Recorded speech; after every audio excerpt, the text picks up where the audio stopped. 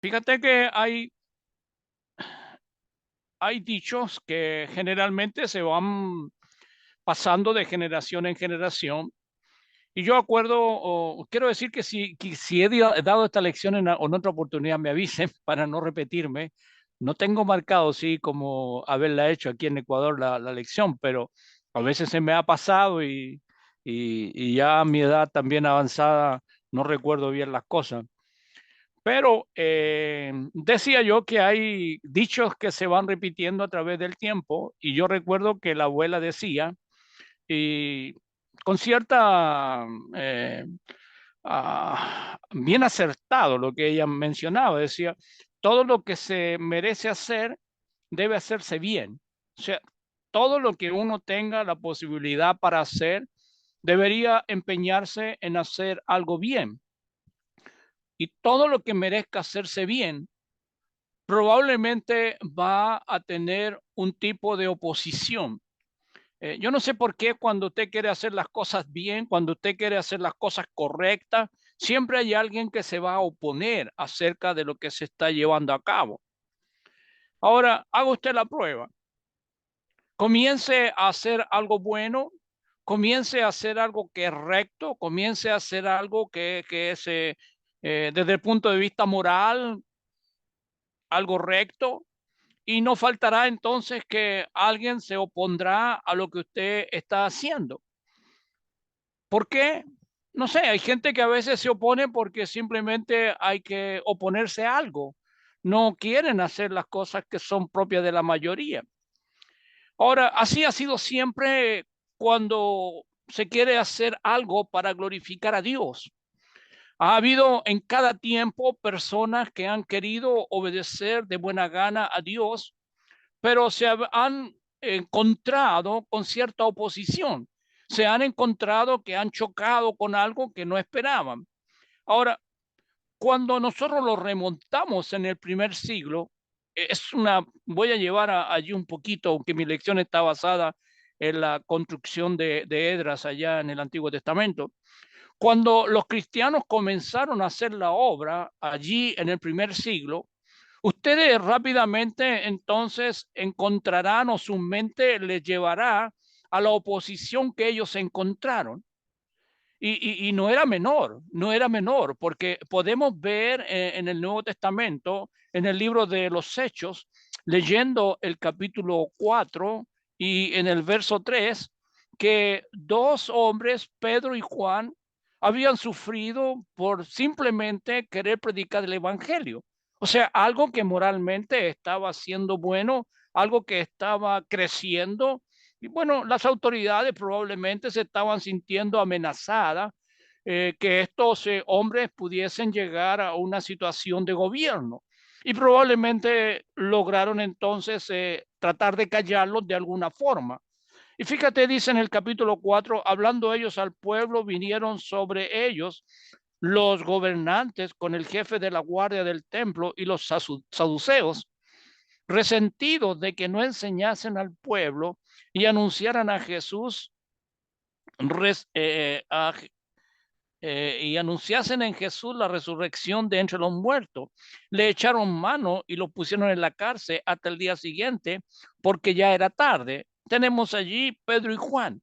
Fueron, las autoridades les resistieron y simplemente lo que hicieron con ellos para tratar de enmudecer lo que ellos estaban llevando a cabo, los pusieron en la cárcel, o sea, una situación que no es menor. Si nosotros podemos seguir en el capítulo número 5, esta vez en el versículo 17, o sea, ellos no habían mermado en la predicación del Evangelio. Y como no habían mermado en la predicación del Evangelio, no se habían detenido en esta situación a pesar de la oposición, pues entonces la cosa iba a venir más fuerte. Dice en el capítulo 5, verso 17, entonces levantándose el sumo sacerdote y todos los que estaban con él, esto es la secta de los saduceos, se llenaron de celo, le echaron mano a los apóstoles, lo pusieron en la cárcel pública, más un ángel del Señor abriendo de noche las puertas de la ciudad, de la cárcel, dice, sacándole. Ya conocen la historia, pero fíjate lo que está sucediendo. ¿Quién se hubiese podido imaginar que hombres que están tratando de hacer cosas buenas, llevando algo al pueblo que es provechoso, pues entonces están sintiendo una oposición. Ahora, la oposición muchas veces va a impedir el avance, la oposición muchas veces va a traer temor, la oposición muchas veces va a paralizar, y eso es lo que va a hacer la oposición. La oposición muchas veces te sientes atado, te sientes como mermado en el interés de querer levantar algo positivo. Ahora, los judíos comenzaron con una situación, ellos después de volver 70 años que habían pasado de cautividad, se les dio entonces la posibilidad de volver a Jerusalén para levantar el templo. El primer grupo dice que fue a cargo de Zorobabel. La primera gente que empezó entonces la construcción del templo habían sido aquellos. Recuerden que habían pasado mucho tiempo en el cual se les había privado la posibilidad de adorar al Dios verdadero. Cuando ellos salen, muchos no quisieron volver, se habían acostumbrado ya a estar allá en la esclavitud y no quisieron volver. Pero los que volvieron, vuelven entonces con el afán, con el interés de poder levantar los muros de lo que van a ser el templo. Entonces, los judíos van a comenzar a construir un templo. Se dice allá en el libro de Edras, esta vez vamos a leer Edras. Dice Edras en el capítulo 3, y voy a comenzar la lectura en el versículo 8.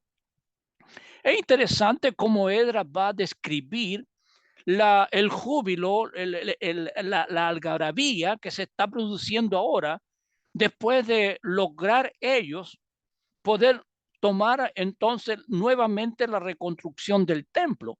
Algo que para ellos va a ser muy llamativo.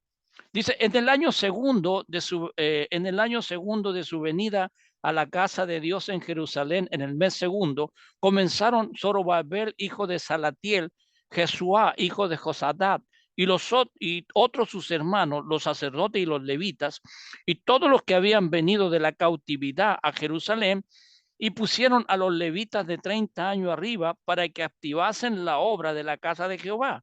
Josuá, Jesuá también, sus hijos y sus hermanos, Jadmiel y sus hijos, hijos de Judá, como un solo hombre asistían para activar a los que hacían la obra de la casa de Dios, junto con los hijos de Anadad, sus hijos y sus hermanos levitas.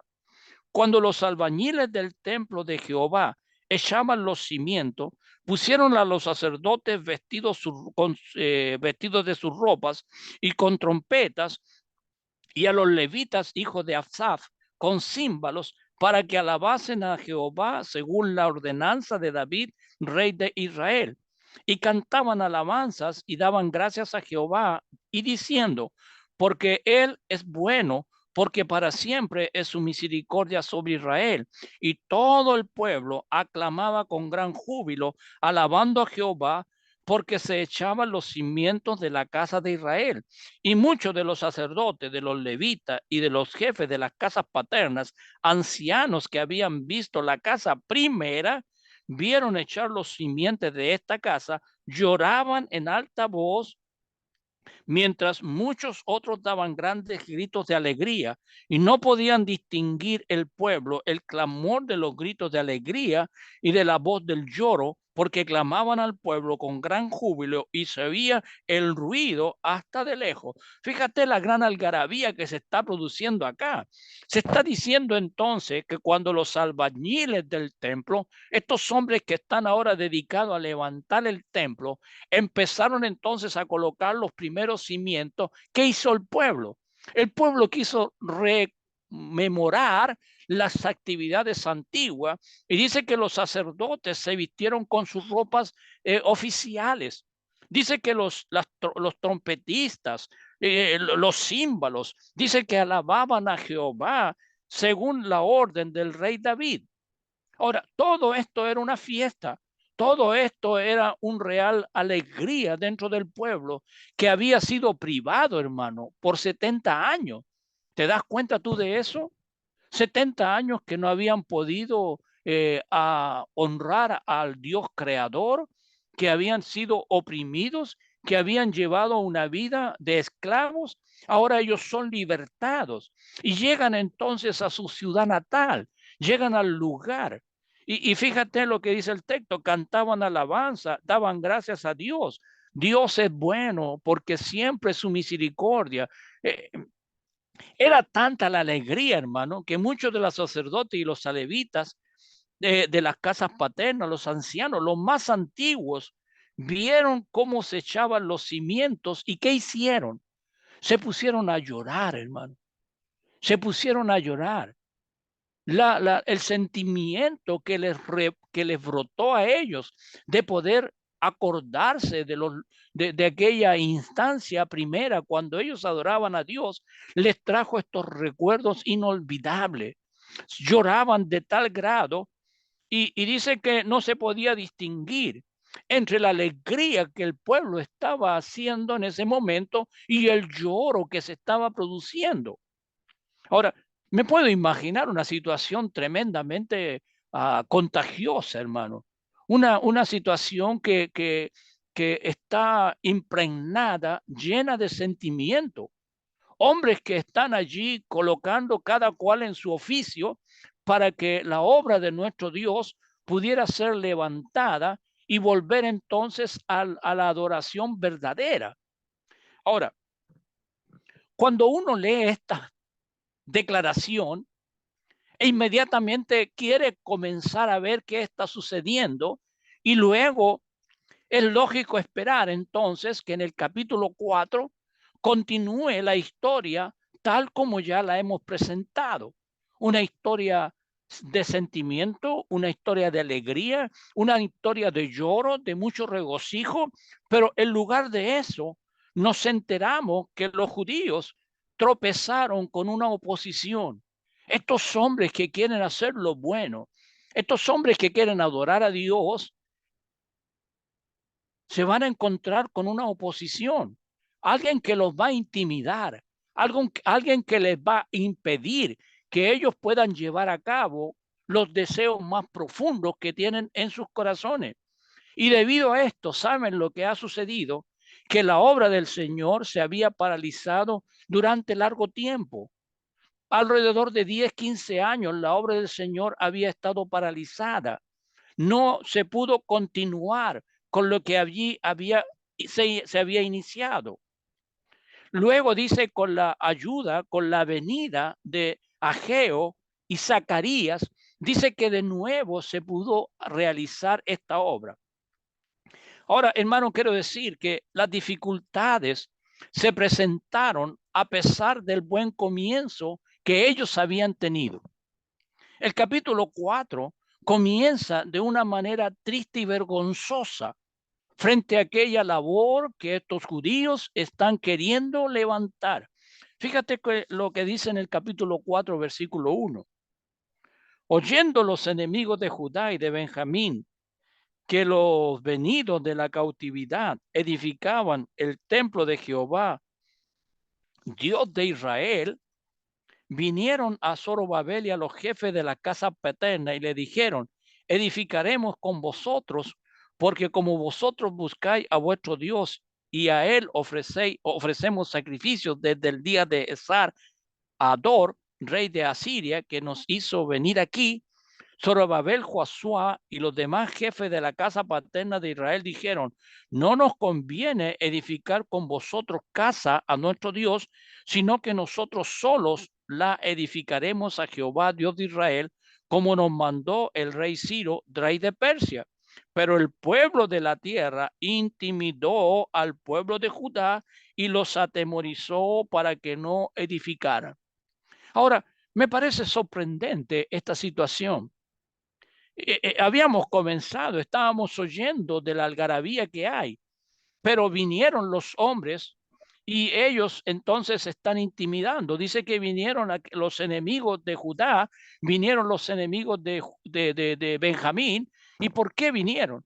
Porque oyeron que los judíos estaban construyendo un templo y ese templo ellos quisieron ayudar en la construcción. Es probable, hermanos, que esta ayuda no la quisieron recibir de primera fuente porque estos hombres adoraban dioses ajenos en sus cultos. Y entonces los dirigentes de los judíos rechazaron esta ayuda porque no querían involucrarse, no estaban dispuestos a poner en peligro su fe con estos hombres que estaban queriendo venir, pero ellos eran idólatras. Ellos eran personas que adoraban a cultos ajenos. Y ellos no deseaban entonces arriesgar o perder esta relación con los hombres que seguían y servían a nuestro Dios. Entonces, dice la versión de las Américas, si alguien la tiene por ahí, el capítulo 4, en el versículo 3, dice, no tenemos nada en común. Es decir, los adversarios no tenían nada en común, los enemigos de Judá, los enemigos de Benjamín, no tenían nada en común con esta nación de Israel. Y entonces ese fue el motivo para que ellos se negasen a recibir esta ayuda. ¿Qué hacen entonces? Dice que ellos lo intimidaron. Dice que ellos entonces, para que no lo intimidaron y los atemorizaron, para que ellos no siguieran con esta edificación del templo. Entonces, ¿qué sucede? Nos encontramos con estas tristes palabras. Versículo 4, versículo 5. Pero el pueblo de la tierra intimidó al pueblo de Judá y los atemorizó para que no edificaran. Dice el verso 24. Entonces, cuando la copia de la carta del rey Artajerje fue leída delante de Reum y de Sinsaí, secretario, y sus compañeros, fueron apresuradamente a Jerusalén a los judíos y le hicieron cesar con poder y violencia. Entonces cesó la obra de la casa de Dios que estaba en Jerusalén y quedó suspendida hasta el año segundo del reinado de Darío, rey de Persia. Entonces, los hombres no quedaron conforme con lo que estaba sucediendo. ¿Y qué han hecho? Han ido entonces a las autoridades con carta al rey Artajerje. Entonces, para que él suspendiera, para que él detuviese la obra que los judíos habían comenzado en Jerusalén a levantar para la adoración del Dios verdadero.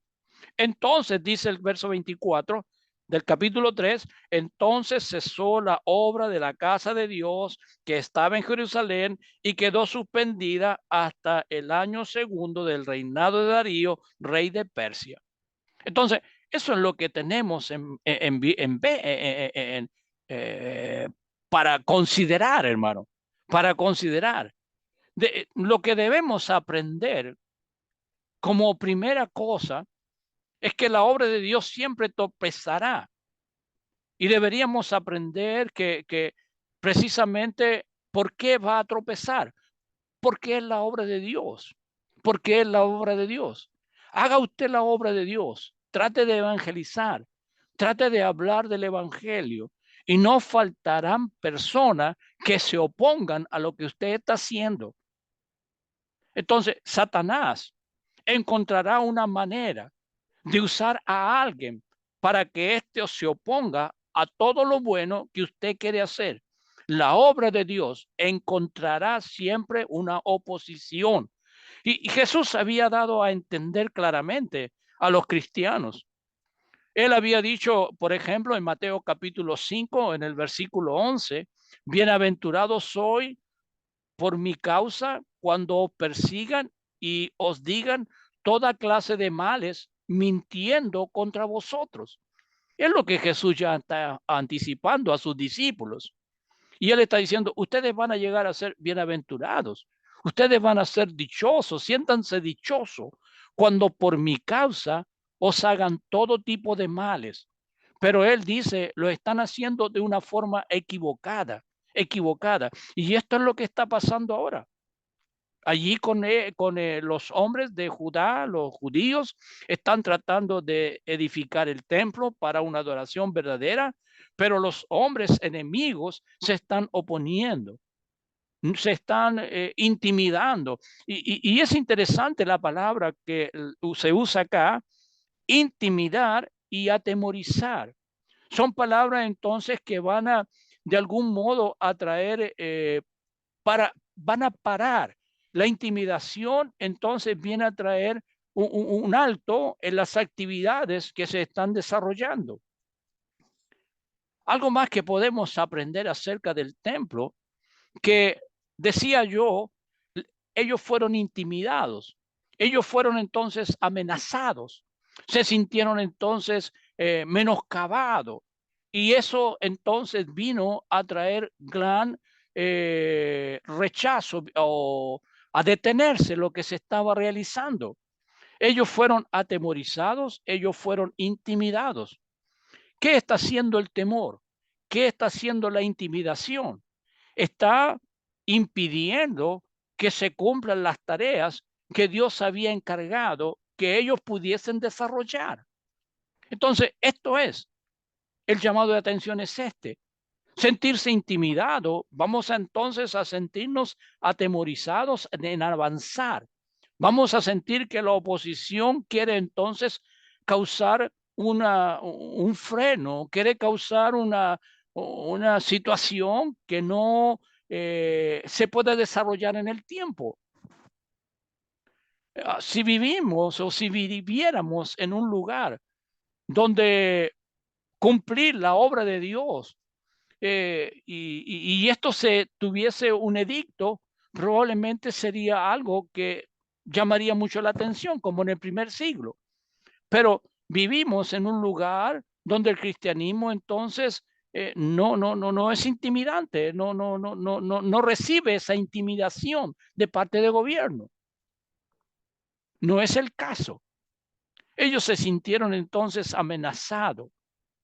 Ellos se sintieron entonces probablemente con el ánimo por el suelo, cuando de parte del gobierno ellos fueron entonces impedidos de poder avanzar. Entonces, ¿qué podemos decir, hermano? Podríamos decir que algunos de los dirigentes judíos que estaban allí, que, que, creían, que creían en Jesús, dice en el Nuevo Testamento, que muchos de los dirigentes judíos que estaban allí sintieron temor de ser echados de las sinagogas si ellos pudiesen entonces declarar que ellos tenían fe en el Señor Jesucristo.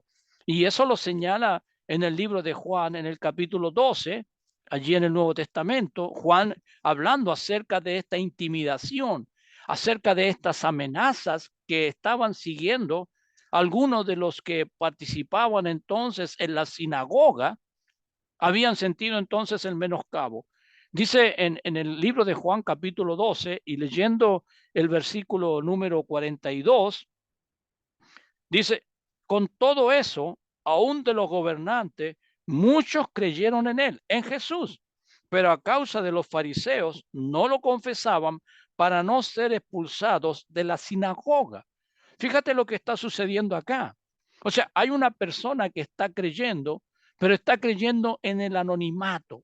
No quieren que otros se enteren acerca de su fe. ¿Por qué? Porque se sienten intimidados, paralizados. Verso 43, porque amaban más la gloria de los hombres que la gloria de Dios. Entonces, esto es lo que es peligroso frente a la intimidación. La gente no va a declarar su fe, porque a veces suele suceder que allá eran los fariseos, que por temor a los fariseos, porque al declarar su fe iban a ser expulsados de la sinagoga. ¿No te ha pasado que a veces hemos encontrado personas que no quieren dar a entender que son cristianos por el temor de ser expulsados dentro de su círculo social? O de no ser marcado de alguna forma, estigmatizado, qué sé yo, apuntado, y no queremos exponernos a la crítica, no queremos exponernos a ningún tipo de palabras. Entonces, ¿qué hacemos? Preferimos pasar en el anonimato. Preferimos entonces sentirnos que aunque somos cristianos, pero no queremos que nadie se informe. Vivimos un cristianismo de ermitaños, donde pasamos mucho tiempo, pero no queremos que esto se pueda difundir. Entonces, el temor de perder algunas cosas que son preciadas, El temor de perder algunas cosas que son estimadas para nosotros.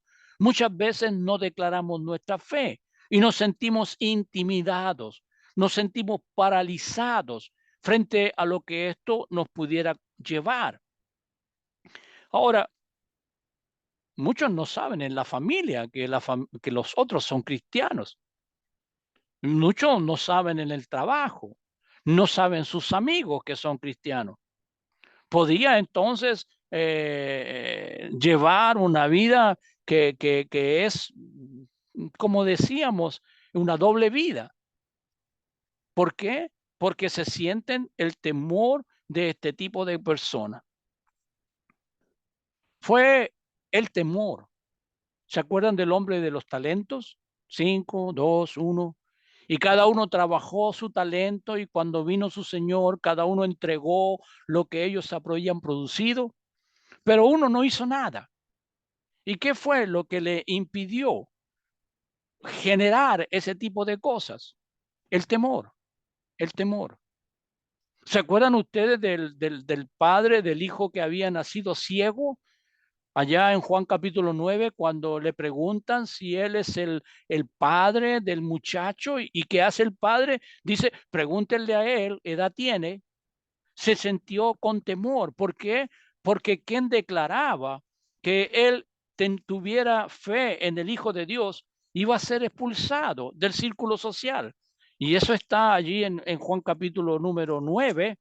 Y para leer algunos versículos solamente, el versículo 13 dice que llevaron ante los fariseos al que había sido ciego, es decir, al muchacho. Lo llevaron entonces para hacerle ciertas consultas. En el verso 19, y le preguntaron diciendo, ¿es este vuestro hijo? Le preguntan al padre, para tratar entonces de establecer una relación, porque unos decían una cosa, otros decían otro. Entonces, traigan al padre para que veamos si efectivamente es el hijo que había sido recuperada la vista. ¿Es vuestro hijo el que vosotros decís que nació ciego? ¿Cómo pues ve ahora? Es lo que le están tratando de sacar una confesión al hombre acerca del parentesco que él tiene con su hijo. Mira lo que dice el verso 22, estoy leyendo Juan 9. Estos dijeron sus padres, dice el verso 21, pero como ve ahora no lo sé. Verso 20, sus padres respondieron y dijeron, sabemos que este es nuestro hijo y que nació ciego, pero como ve ahora, no lo sabemos. O que él le haya abierto los ojos, nosotros tampoco lo sabemos. Edad tiene, preguntarle a él. Él hablará por sí mismo.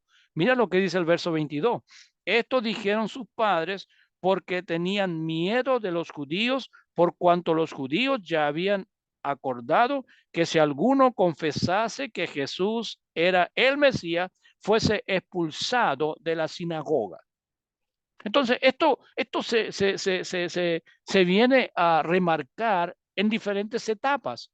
Sucedió en el antiguo, sucedió en el tiempo de Edras, sucedió en el tiempo de Ageo, sucedió en el tiempo de Zorobabel, en la construcción del templo, sucedió en el tiempo del Nuevo Testamento, y esto va a seguir sucediendo. La intimidación. Y la intimidación no hace otra cosa que paralizar, hermano. El miedo había paralizado la obra y la construcción del el templo de nuestro Señor Jesucristo. ¿Saben qué pasó con los israelitas que no entraron a la tierra prometida? El temor. El temor básicamente fue lo que les impidió. ¿El temor de qué? De que ellos se sintieron en medio de una incredulidad, en medio de una desconfianza, entrar en la tierra prometida. Y ellos entonces navegaron, vagaron en el desierto y entonces dice allí que ellos murieron a causa de la incredulidad. Entonces, ¿qué necesitamos para superar aquellas situaciones en nuestras vidas? Necesitamos creer en el Hijo de Dios. Necesitamos una fe fuerte. El hombre dijo, Señor, aumentame mi fe. Señor, permite que mi fe pueda crecer. ¿Para qué? Para ponerme fuerte en las convicciones. Hoy día escuchábamos una lección en plataforma acerca de las convicciones.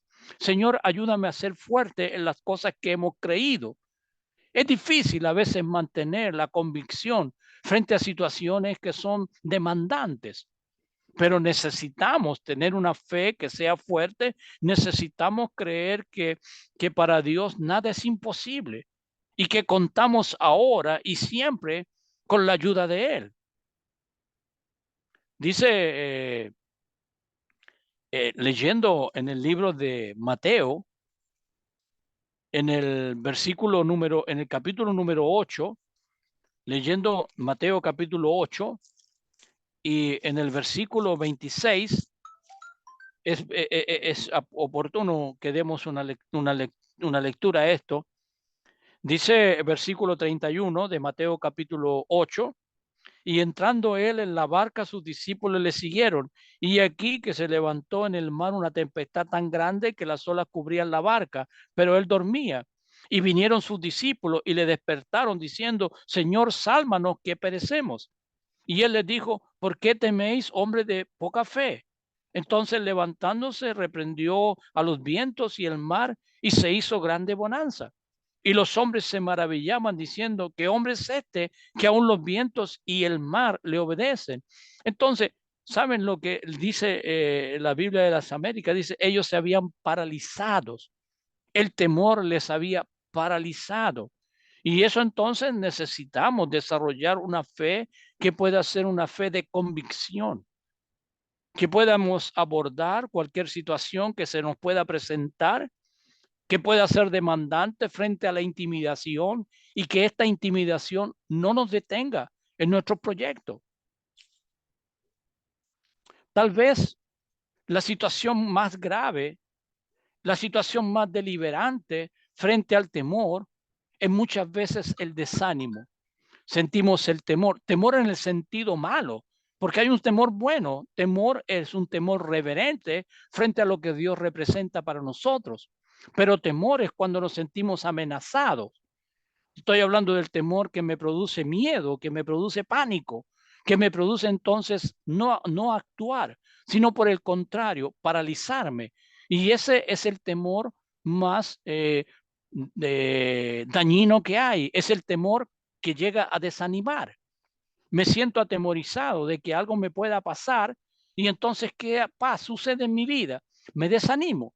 Probablemente no quiero experimentar nuevas sensaciones, no quiero experimentar nuevas acciones. ¿Por qué? Porque estoy desanimado. Sabemos que Dios está con nosotros, pero y eso nos recuerda que muchas veces el Nuevo Testamento. Y sabiendo Dios de nuestros estados variables, entonces nos ha escrito en el Nuevo Testamento varias recomendaciones acerca de nuestra inestabilidad, para que, como dice Santiago, para que no seamos así como las olas del mar, variable. En el libro de los Hebreos, en el capítulo 3, versículo 12, dice, mirad, hermanos, que no haya en ninguno de vosotros corazón malo de incredulidad para apartarse del Dios vivo.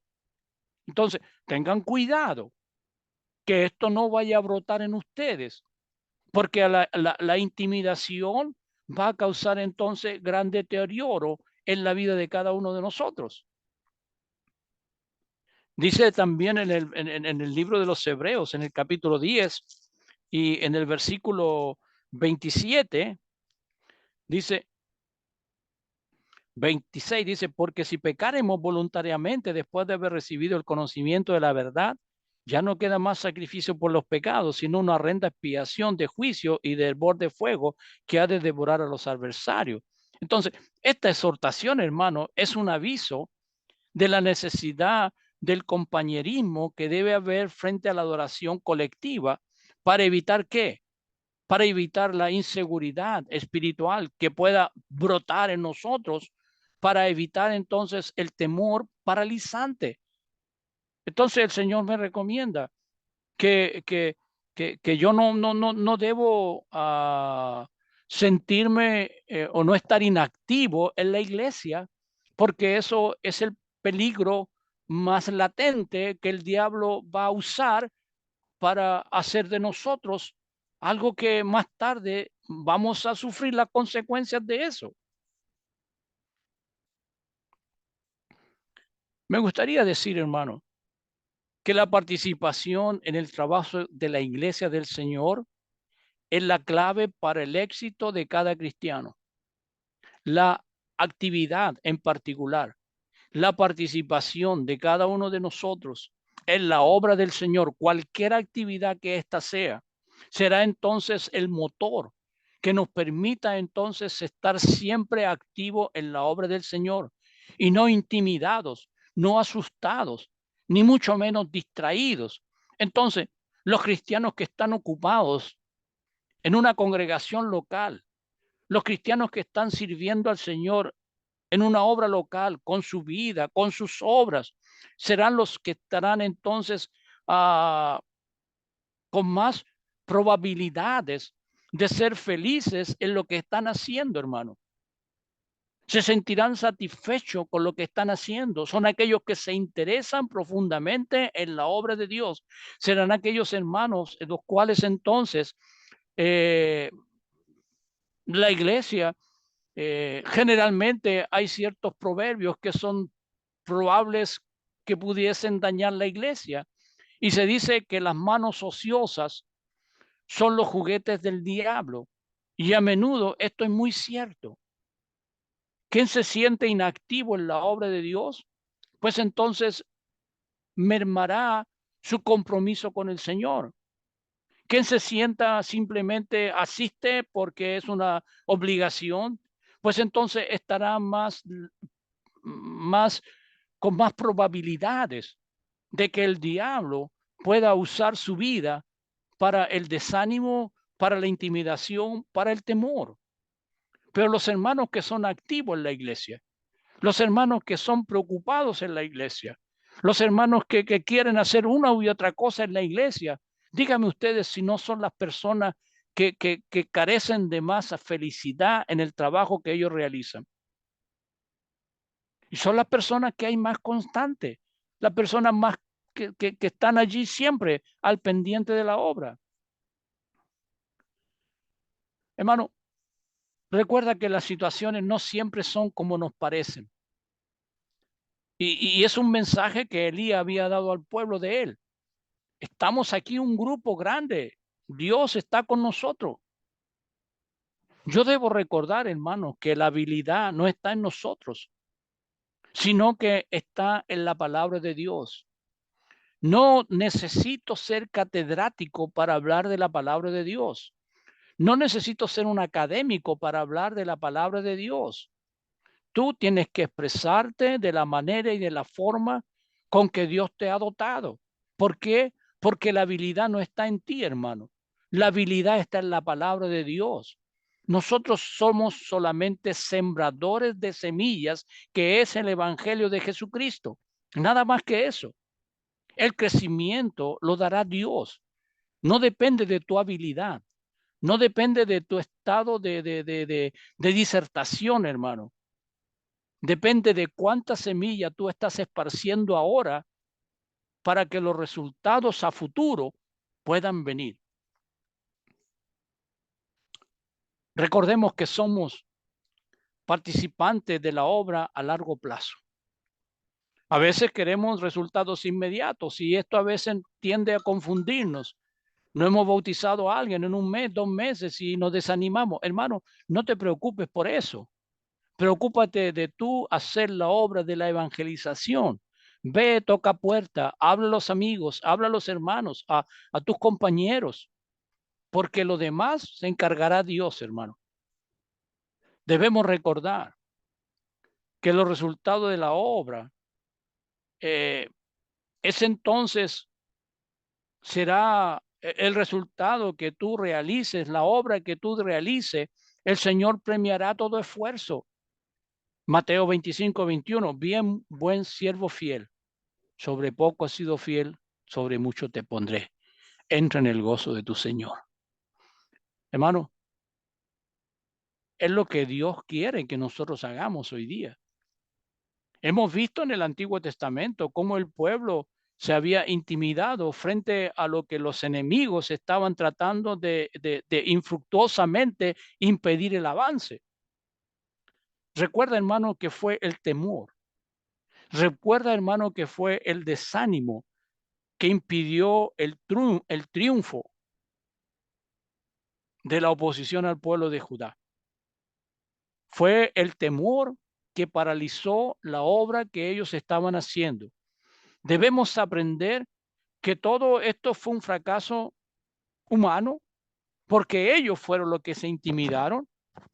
La construcción del templo se paralizó no porque el pueblo de la tierra, los enemigos de Judá o el gobierno de Persia fueran más fuertes que el pueblo de Dios. No, hermano, no fue eso. Ni porque los dioses persas fueron más grandes que Jehová Dios. Tampoco fue eso. Sino que el pueblo se asustó, el pueblo se desanimó, el pueblo se sintió intimidado. ¿Y eso qué pasó?